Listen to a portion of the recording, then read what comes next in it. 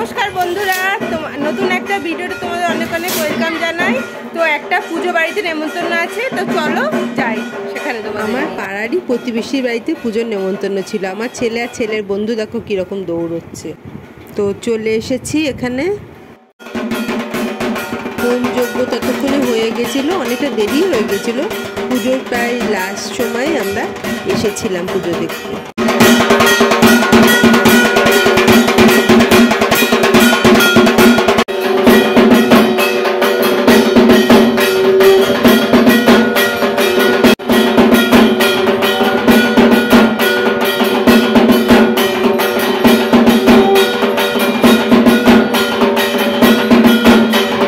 দেখা কমপ্লিট। এই দেখো আমার ছেলে ঋষভ খেতে বসে গেছে, আর এই যে ওর বন্ধু সৌরিক, ওর থেকে একটু বড় দাদা, তো বন্ধুই। আর এই দিকটাতে আমি, এই দিকটাতে সামনের বাড়ির দিদি, যে এই দিদি সৌরিকের দেখাশোনা করে। আর এই যে আমার হাজব্যান্ড দেখো বসে পড়েছে।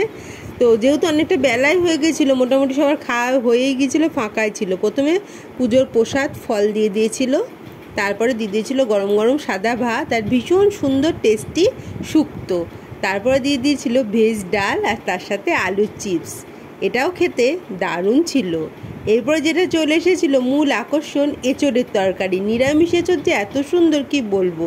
তারপরে ছিল পনিরের তরকারি, আর তারপরে দিয়ে দিয়েছিল চাটনি। চাটনি আবার পাঁপড় ছাড়া জমবে না, তাই জন্য পাঁপড়ও দিয়ে দিয়েছিল। চাটনির সাথে পাঁপড় দারুণ জমে গিয়েছিল।